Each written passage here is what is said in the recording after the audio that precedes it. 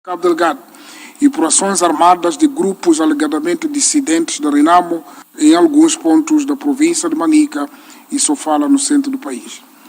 Os terroristas matam de forma hedionda as populações, provocam deslocados, destroem habitações e infraestruturas socioeconômicas, pilham bens das comunidades e mantêm crianças e mulheres em cativeiro. Como consequência destes fenômenos, mais de 1.000 pessoas foram assassinadas e cerca de 250.000 pessoas estão deslocadas para outros distritos dentro do país. Perante as investidas terroristas, o governo tem respondido com firmeza, por um lado, com o apoio das populações locais, através das ações de defesa da soberania e integridade territorial, bem como para a proteção das populações e dos seus bens. Por outro lado, tem mobilizado apoio humanitário aos deslocados e promove atividades de desenvolvimento socioeconômico das comunidades. Foi no quadro desses esforços que recentemente lançamos e operacionalizamos a Agência de Desenvolvimento Integrado do Norte, ADIN, com o objetivo de promover ações de caráter multissectorial com vista ao desenvolvimento socioeconômico integrado das províncias de Niassa, Cabo Delgado e Nampula.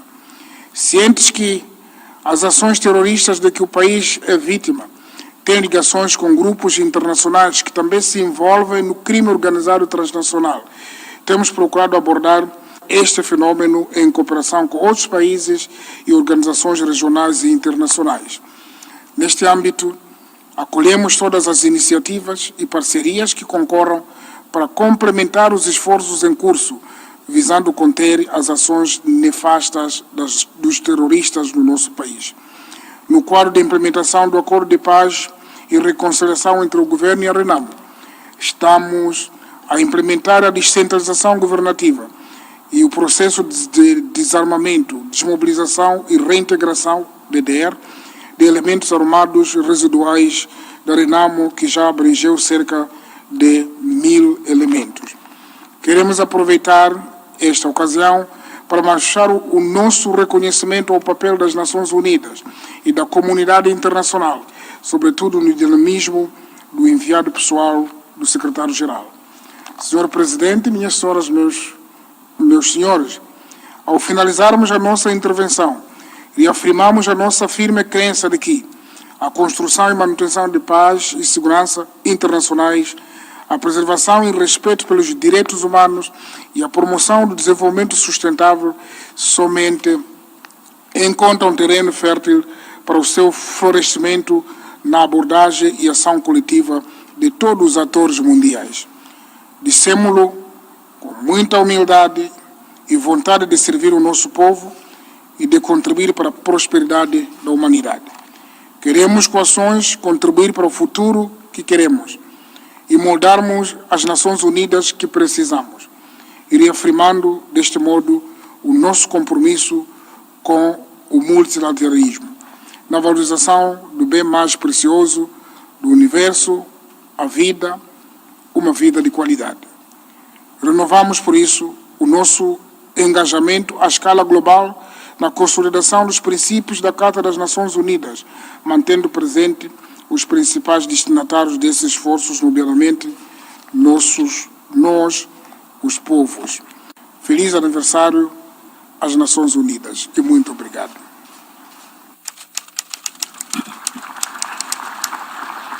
On behalf of the General Assembly, I wish to thank the President of the Republic of Mozambique for the statement just made. I now give the floor to the distinguished representative of Iraq to introduce an address by the head of state. السيد الرئيس المحترم، أصحاب السعادة، إنه لمن دواعي الشرف والسرور أن أقدم البيان المسجل مسبقا لفخامة رئيس جمهورية العراق الدكتور برهم صالح أمام الجمعية العامة للأمم المتحدة في مداولاتها العامة لدورتها 75. وشكرا.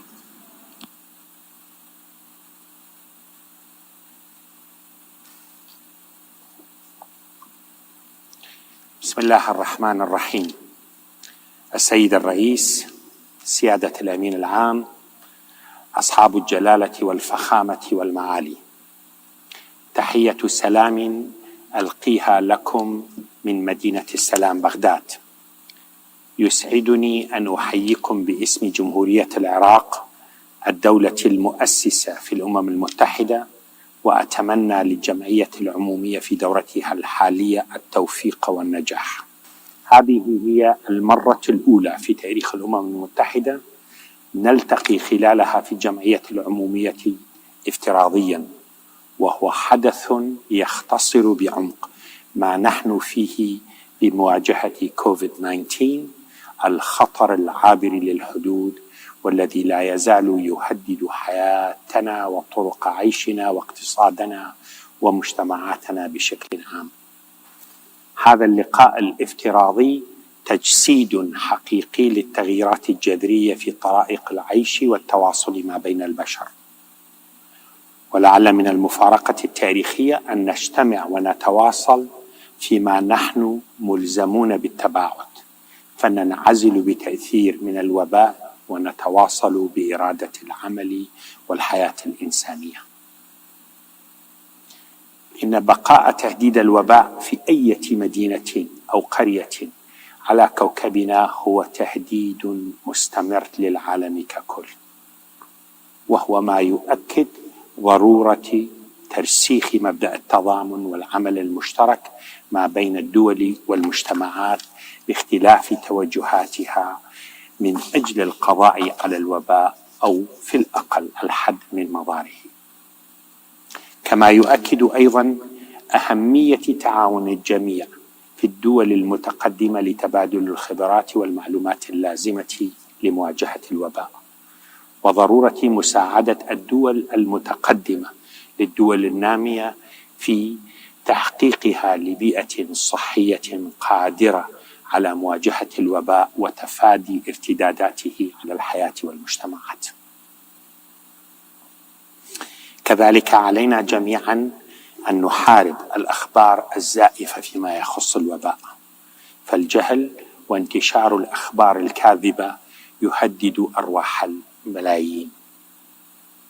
ونشير أيضا إلى أهمية التخطيط المبكر لضمان العدالة في توزيع اللقاح حين يتاح، ومراعاة تخفيف الطبيعة التجارية في تسويقه بما يساعد الدول الأشد فقرا على التمكن من الحصول عليه لجميع مواطنيها.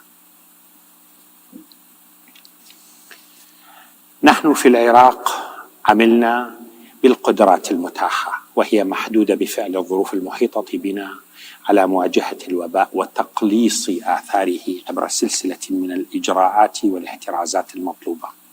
مع هذا لا يزال أمامنا الكثير مما يجب فعله برغم محدودية قدراتنا في الرعاية الصحية وبسبب ضعف البنية التحتية للخدمات الصحية. سيادة الرئيس، لقد واجه العراق قبل وبعد ظهور الوباء وباء لا يقل فتكا وخطرا على العالم، ألا وهو الإرهاب والفساد. لقد نجحنا فعلا في دحر الإرهاب عسكريا وتحرير مدننا، وذلك بقوة إرادة شعبنا وبتضحيات قواتنا من الجيش والحشد الشعبي والبيشمركة، وبدعم التحالف الدولي وجيراننا. لكن الحرب ما زالت مستمرة مع الإرهاب والتطرف المتحرك عبر الحدود والكامن في خلايا نائمة هنا وهناك في صحاري بلدنا. لا يمكن لنا أن نستخف بخطورة الإرهاب وخطورة عودته وإعادة تنظيمه لفلوله، إذ نعتقد أن أي تراخ أو تهاون أو الانشغال بصراعات في المنطقة سيكون متنفسا لعودة تلك المجاميع الظلامية. كذلك فإن التهاون في مكافحة الفساد المستشري والتدخلات التي تمس السيادة الوطنية لبلداننا من شأنه أيضا أن يعرقل جهود مكافحة الإرهاب والتطرف.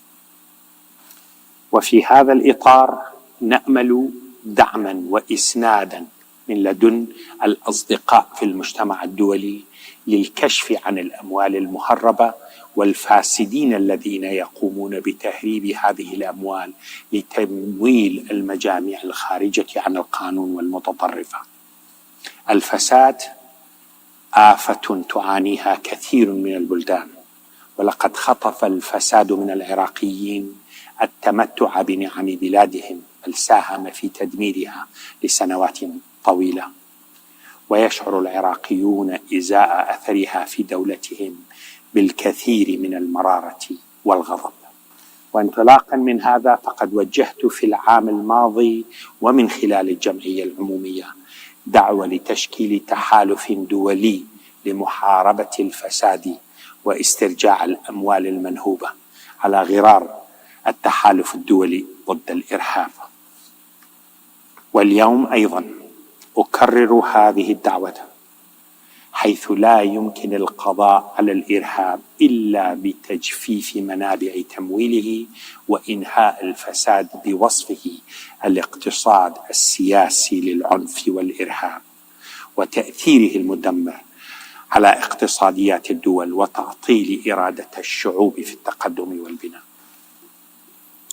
سيد الرئيس، يجب أن نقف عند جرائم الإبادة وسلسلة المجازر التي حصلت بحق الإيزيديين في بلدنا، والتي كانت تهدف إلى إنهاء وجودهم.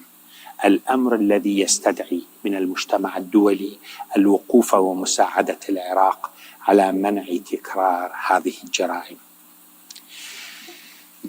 قبل أيام كنت في اجتماع مع مواطنات يزيديات وتركمان شيعة وشبك، أتيحت لهن النجاة من وحشية الإرهاب ومن فظاعة ما لقينا من جرائمه. واستمعت إلى المعاناة المؤلمة التي ما زالت مستمرة بالرغم من مرور أكثر من 3 سنوات على تحرير المدن بالكامل، فإن هؤلاء السيدات ما زلن يعشن المعاناة النفسية والجسدية من جراء ما حدث لهن من إبادة وتهجير وتعذيب نفسي وجسدي، كما ما زلن يعشن في المخيمات. علينا العمل من أجل إعادة النازحين والمهجرين لمدنهم وقراهم، وبكل ما يتطلب ذلك من جهود. وهذا يتطلب أيضا من الأصدقاء والمنظمات الدولية موقفا ساندا لإمكاناتنا وجهودنا. سيادة الرئيس، العراق محمل بتركات أكثر من 40 عاما من الحروب والمعاناة والحصار واستباحة الإرهاب، وقد عانى هذا العام كما هو الحال مع بقية الدول من انهيار أسعار النفط في الأسواق العالمية وتبعات الأزمة الاقتصادية العالمية من جراء محنة كورونا. كان لهذا الانهيار المتزامن مع الوباء أثره الخطير، حيث وضعنا فجأة أمام تحديات جسيمة.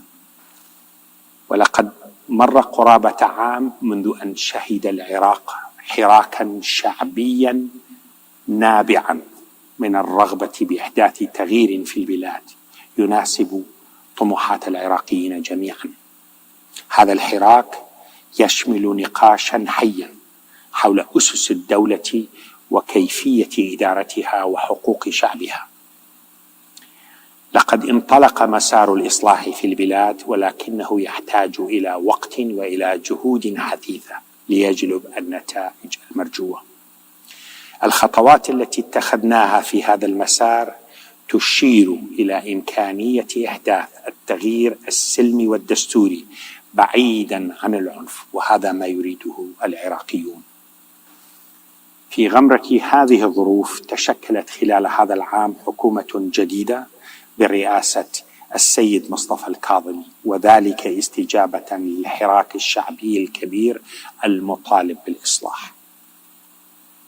أستطيع القول وفي ضوء تجربة ما بعد الاستبداد إن هناك إقرارا متناميا باستحالة استمرار الوضع القائم، العراقيون يتطلعون إلى عقد سياسي جديد يعالج الخلل البنيوي الكامن في منظومة الحكم ما بعد 2003 ويضمن لهم حكما رشيدا. واستجابة للإرادة الشعبية، فأن أمام الحكومة مسؤوليات كبيرة تتمثل في جانبها الأساس بإجراء الإصلاحات الهيكلية السياسية والاقتصادية والإدارية، وهذا ما يتطلب مكافحة الفساد والمفسدين الذين يشكلون الوجه الآخر للإرهاب. ومن المهام الأساسية للحكومة أيضا العمل على إجراء انتخابات مبكرة في العام القادم نزيهة وشفافة وفق قانون جديد وبتمثيل أعدل وأشمل، وذلك إيفاء للحراك الشعبي الوطني الساعي لترسيخ الديمقراطية وتحقيق التطلع المشروع للعراقيين في حياة حرة وكريمة، ولكي تكون لهم في بلدهم السلطة والكلمة العليا، وتكون الحكومة منبثقة منهم وترعى مصالحهم وتسعى لتحقيق طموحاتهم. كما تجد الحكومة أنها مطالبة أيضا بموجب هذا بعمل آخر لا يقل أهمية، وهو حصر السلاح بيد الدولة ومنع حيازته أو استخدامه خارج إطار القانون ومؤسسات الدولة، وكذلك التحقيق في جرائم قتل المتظاهرين وأفراد القوات الأمنية. فمواجهة الجماعات الخارجة عن القانون وضبط السلاح المنفلت هو صراع الدولة مع قوى الفوضى والتطرف، ويقينا ليس بالمهمة اليسيرة، لكنه واجب التحقيق إذا أردنا السلم المجتمعي لبلدنا، وإذا أردنا أن يكون العراق سيد نفسه. البيان الأخير للمرجع الديني الأعلى السيد علي السيستاني الصادر بعد استقبال سماحته ممثلة الأمين العام للأمم المتحدة في العراق عبر بوضوح عن هذه المهمات اللازمة لإصلاح مسار العملية السياسية الجارية في البلد وتنظيفها مما شابه من فساد وضعف. وفي هذا السياق فأننا نتطلع إلى مساعدة الأمم المتحدة للتنسيق مع مفوضية الانتخابات وتوفير الدعم الفني والرقابي لضمان نزاهة الانتخابات ومنع التلاعب والتزوير والابتزاز والتأثير على حرية الفرد واختياره الانتخابي.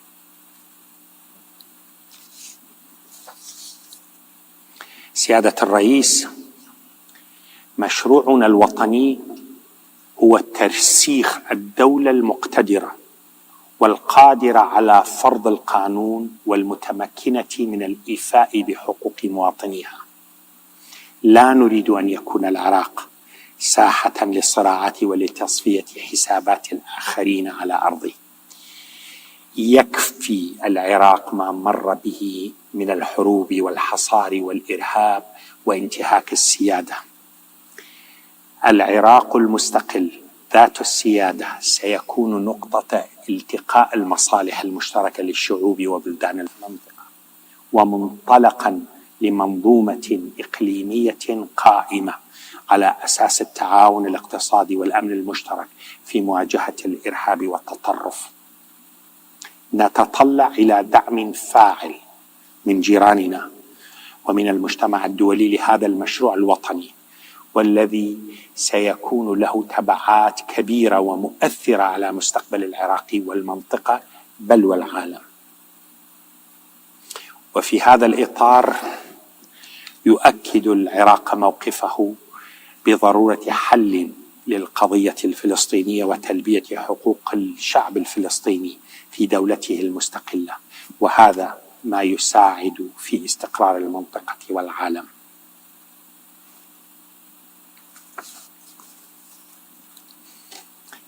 سيداتي سادتي، نستذكر هنا شهداءنا الذين ضحوا من أجل الحرية وفي مواجهة الإرهاب. أحيي شبابنا الذين يثبتون في كل يوم إصرارهم وإرادتهم الصلبة في تحقيق الحياة الحرة الكريمة، حيث ننظر بتفاؤل نحو المستقبل من خلال تطلع شبابنا وعزمهم على إكمال مسيرة الحرية وفرض القانون وسيادته وتحقيق العدالة. درود بۆ گیانی شەهیدانی ڕێگای ئازادی و ڕوبەڕووبوونەوەی تێرۆر. سڵاو بۆ گەنجەکانمان کە سوورن لەسەر بەدیهێنانی ژیانێکی ئازاد و خۆشگوزەران.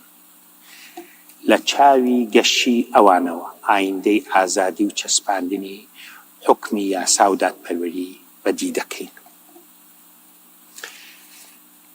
ختاما أكرر تقديري للأمم المتحدة في ذكرى تأسيسها 75، فلا بديل لهذه المنظمة التي تجمعنا رغم فروقاتنا، وخاصة نحن نواجه تحديات عابرة للحدود الرسمية للدول مثل مكافحة الأوبئة، التغيير المناخي، وضرورة ضمان الأمن الغذائي والتعامل مع ملف الهجرة واللاجئين. كل ذلك يمكن معالجته من خلال الأمم المتحدة وميثاقها. لا شك أن النظام الدولي أخفق مرات خلال الأعوام 75 الماضية، فهناك تجارب مريرة نستذكرها مثل مجازر رواندا وما مر على العراق من ويلات وحرب إبادة ومجازر بحق العراقيين، بالإضافة إلى الأزمة المستمرة في سوريا وليبيا. علينا التعلم من دروس الماضي، لكن في الوقت نفسه يجب تطوير الأهداف الإنمائية المستدامة والعمل بجدية على أجندة إصلاح للأمم المتحدة من أجل الارتقاء بتطلعات شعوب العالم. شكرا جزيلا سيداتي سادتي لحسن إصغائكم. نلتقي إن شاء الله في عالم نقي خالي من فيروس كورونا ومن فيروسات الكراهية والفساد والحروب والإرهاب. والسلام عليكم ورحمة الله وبركاته.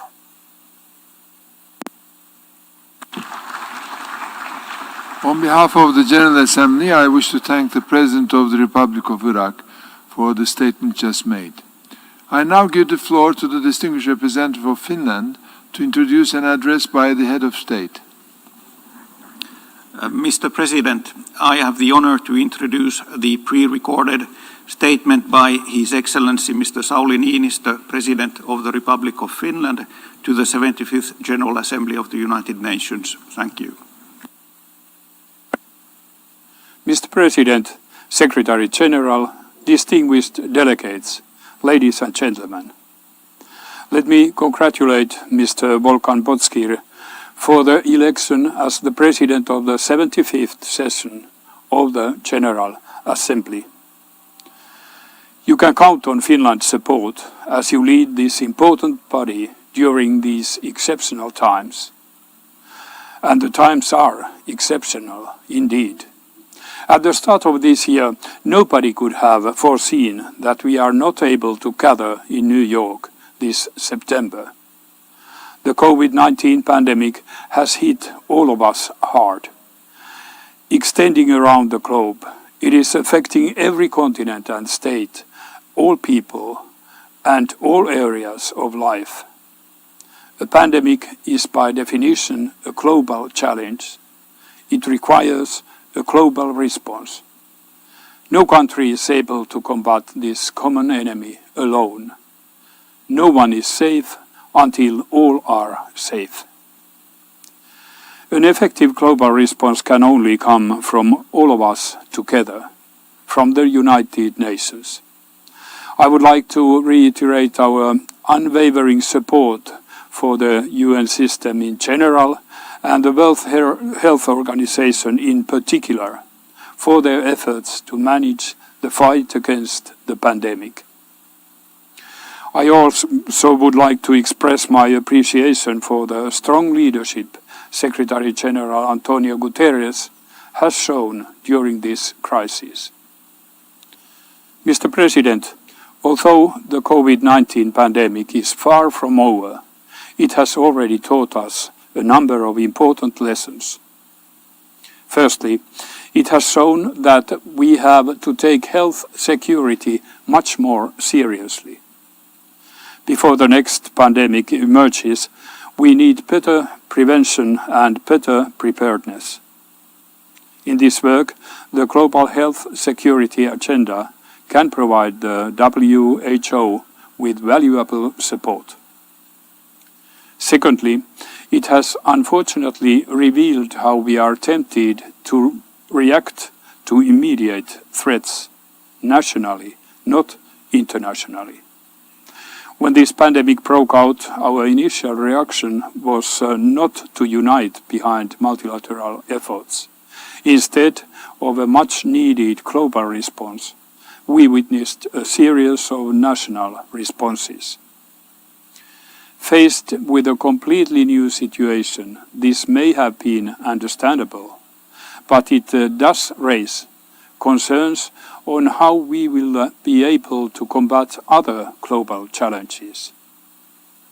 Thirdly, however, and this is more encouraging, the past 6 months have also proven our capability to radical measures when needed. In order to contain the pandemic, governments, societies, and individuals were suddenly prepared to change their behavior.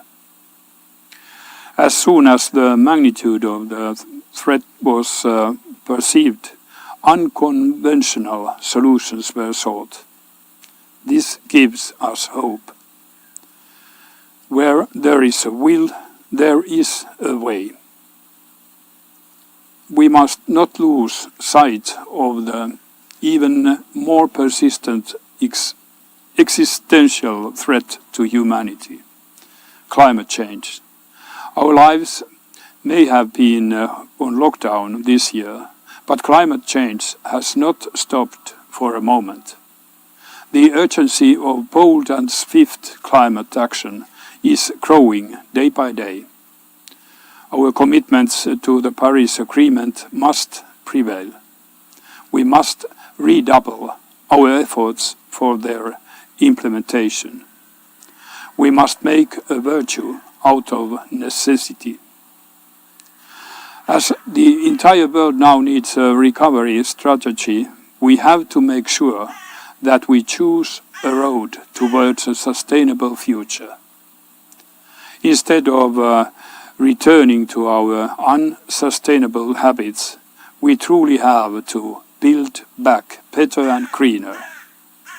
The Secretary General's 6 principles for building back better have our full support.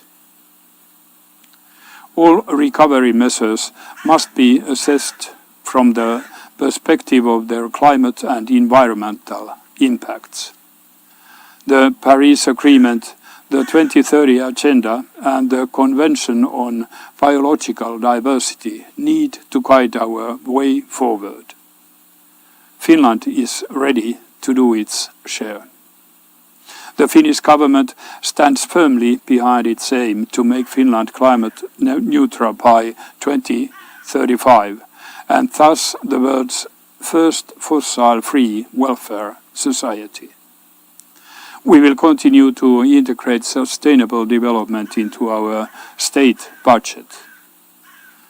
We are determined to transform Finland into a socially, economically, and ecologically sustainable society during this decade. And we continue to work actively in international partnerships. The Coalition of Finance Ministers for Climate Action, led by Finland and Chile, has grown to include more than 50 countries. This cooperation helps countries to integrate climate considerations into economic, fiscal, and financial policies. Mr. President, precisely when the demand for global solutions is rising, our ability to provide them is weakening. Multilateralism suffers from inward-looking nationalism and great power competition alike. The institutions we have built together over decades are under growing pressure. International agreements, norms and principles are increasingly challenged and interpreted in ways which weaken both their potential and their legitimacy. Ultimately, if respect for the commonly agreed rules disappears, there will be not much left of a rules-based order. We need to reverse this trend. More than ever, we need effective multilateral cooperation. More than ever, we need the United Nations. It is not only the common responsibility of all of us, the member states, to make it stronger. It should be obvious that it is our common interest too. It is equally obvious that all international institutions need to adapt to changing circumstances. New actors and new technologies create new kinds of challenges. Old structures and old instruments alone will not be sufficient to respond to them. But discarding existing frameworks would create a dangerous vacuum. Nuclear weapons are becoming a particularly worrying example.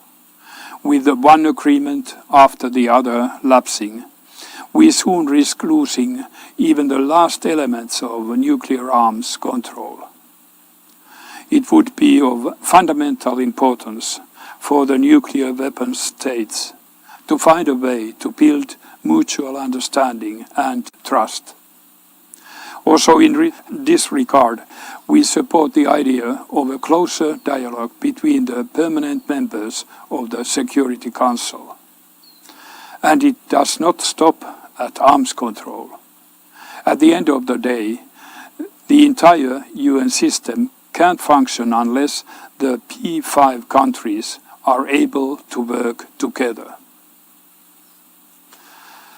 Excellencies, as any global crisis, the COVID-19 pandemic too can have a negative effects on peace and security across the world. It can intensify existing conflicts, stall peace processes, and wake up dormant tensions. But it can also offer opportunities for peace. The Secretary-General's call for a global ceasefire was a strong appeal for conflict parties to lay down their weapons. And as this year marks the 20th anniversary of the Resolution 1325 on women, peace and security, we should further emphasize an inclusive approach to peace building. In addition to conflict resolution, we must invest more on conflict prevention. Every conflict avoided is one conflict less to be resolved in the future. Finland advocates the use of mediation for both purposes. We are ready and willing to offer our good services in this regard. Finland also remains committed to the peacekeeping operations and special political missions of the UN. Ladies and gentlemen, for the rules-based order, the rule of law is essential. All steps towards its consolidation in international relations have meant progress for humanity. Silence and looking away only empower perpetrators and let them escape justice. We need to end impunity for the gravest crimes. This should apply to all, including the strong and the powerful. No government should use the crisis as a pretext to violate human rights or to limit democratic and civic space. No government should adopt measures that undermine the respect of the rule of law and international commitments. The Beijing Declaration and Platform for Action, the most progressive document ever on the rights of women and girls, was adopted 25 years ago. Unfortunately, this anniversary is not the only reason why it is so topical this year. The pandemic has hit women particularly hard. The harsh economic and social implications for women have reversed the progress achieved during the last decades. The attempts to undermine women's and girls' rights, especially sexual and reproductive health and rights, continue. In order to get back on the right track, we must live up to the commitments we have made. In addition to the Beijing Declaration, this also applies to the Istanbul Convention, a groundbreaking legal instrument addressing violence against women. For Finland, advancing women's and girls' rights and gender equality is of fundamental importance. In the generation equality process, Finland has a leading role in bridging the digital divide between genders. In the broad value base of Finland's foreign and security policy, human rights are at the forefront. This, and our long-term commitment to promoting human rights, is why my country is seeking a seat in the Human Rights Council from 2022 to 2024. Secretary General, Mr. President, at 75 years of age, the Charter of the United Nations remains a remarkable blueprint for the future, for a more peaceful, a more sustainable, and a more just world. But the promise comes with an important condition.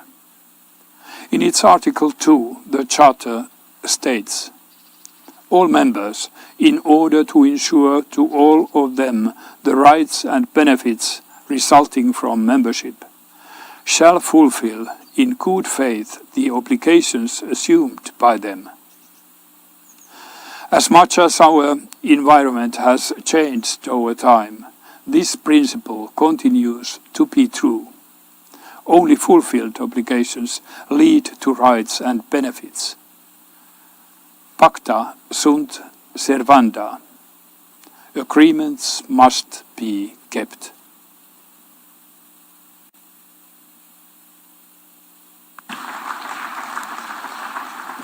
On behalf of the General Assembly, I wish to thank the President of the Republic of Finland for the statement just made. I now give the floor to the distinguished representative of Kyrgyzstan to introduce an address by the head of state. Excellency, Mr. President, I have an honor to introduce a pre-recorded statement by His Excellency Mr. Sooronbay Jeenbekov, President of the Kyrgyz Republic. Thank you. Уважаемый господин генеральный секретарь, дамы и господа, от имени Кыргызской Республики поздравляю вас с 75-летним юбилеем Организации Объединенных Наций. Сегодня невозможно представить мир без ООН. Организация стала важнейшим инструментом решения социально-экономических, финансовых, культурных проблем. Учреждения, фонды и программы ООН являются востребованными и эффективными партнерами развивающихся государств. От имени народа Кыргызской Республики выражаю благодарность ООН за поддержку всех наших реформ. Уважаемый господин председатель, тема нынешних дебатов точно отражает текущую тревожную ситуацию в мире. Пандемия COVID-19 напомнила, насколько тесно мы взаимосвязаны. Выражая полную поддержку героическим трудом наших медиков и волонтеров, мы смогли значительно снизить распространение вируса. Немаловажное значение имела для нас помощь со стороны ВОЗ, ООН ее оперативно созданного фонда, а также международных доноров, значимая поддержка была получена от наших союзников и стратегических партнеров. Для нас крайне важно продолжение оказываемой помощи. И ключевое значение имеет обеспечение всеобщего доступа к вакцине. Уважаемые участники, пандемия препятствует реализации повестки 2030 и значительно усугубила кризис внешнего долга. Мы приветствуем решение Большой Двадцатки и международных финансовых институтов приостановить платежи по долгам. В мае текущего года на мероприятии ООН высокого уровня мы предложили применить механизм по глубокой реструктуризации внешнего долга в обмен на проект устойчивого развития. Рассчитываем на активную поддержку нашей инициативы. Дамы и господа, Кыргызская республика поддерживает усилия генерального секретаря господина Гутерриша по реформированию организации. Особое значение имеет повышение эффективности Совета Безопасности, Генеральной Ассамблеи Экономического и Социального Совета. Мы придаем большое значение обеспечению безопасности и экономическому развитию, защите прав человека, верховенству закона и демократии. Кыргызстан выдвинул свою кандидатуру в Совет по правам человека и непостоянные члены Совета Безопасности ООН на предстоящие периоды. Выражая надежду на широкую поддержку нашей кандидатуры. Уважаемый господин председатель, Кыргызская республика, как депозитарий договора о зоне, свободной от ядерного оружия в Центральной Азии, выступая за укрепление подходов к ядерному разоружению и его не распространению. Терроризм и экстремизм также представляют серьезную угрозу нашему миру. Центральную роль в координации усилий международного сообщества в борьбе с террористической угрозой должна играть ООН. Мы привержены эффективной реализации глобальной контртеррористической стратегии ООН. Приветствуем назначение регионального координатора контртеррористического управления ООН с расположением в Бишкеке. Выражаем готовность оказывать ему поддержку. Дамы и господа, Кыргызстан принял на себя обязательства по достижению 7 и 13 целей устойчивого развития. В ноябре прошлого года мы ратифицировали Парижское соглашение об изменении климата. Важнейшим шагом в реализации этих обязательств Кыргызстан видит в развитии зеленой экономики. Мы стремимся стать страной экологически чистой продукции и чистой энергии. Кыргызстан ориентирован на постепенное сокращение потребления традиционных источников энергии. Считаем важным использовать наш водно-энергетический потенциал путем строительства ГЭС и участия в международном проекте КАСа-1000. Это будет способствовать накоплению водных ресурсов для ирригационных нужд наших соседей и устойчивому развитию всего региона. Кыргызская республика нуждается в поддержке международного сообщества для адаптации к негативным воздействиям изменения климата. Уважаемый господин председатель, изменение климата ведет к сокращению объемов ледников и водных ресурсов Кыргызстана. Это приведет к дефициту чистой воды, угрозе здоровью населения, деградации земель и экономическим рискам. В этой связи мы выступаем за реализацию проектов, направленных на изучение проблемы таяния ледников и их защиту. Считаем также крайне важным сохранение горных экосистем в зонах формирования ледников. В этом направлении Кыргызстан выдвинул ряд глобальных инициатив. Проведены 2 глобальных форума по сохранению снежного барса и его горных экосистем. Принята резолюция о роли международного сообщества в предотвращении радиационной угрозы в Центральной Азии. В августе прошлого года создана группа друзей горных стран. Сегодня она насчитывает 23 государства. Важно также сохранить биологическое разнообразие. Поэтому Кыргызстан выдвинул на текущей сессии Генассамблеи проект новой резолюции «Природа не знает границ». Трансграничное сотрудничество – ключевой фактор в сохранении и устойчивом использовании биоразнообразия. Рассчитываю на поддержку нашей инициативы. Дамы и господа, Кыргызская республика придает особое значение региональному сотрудничеству в Центральной Азии. Взаимодействие между нашими странами развивается в динамичном русле. Мы активно участвуем в региональной диалоговой площадке на высшем уровне для решения существующих проблем.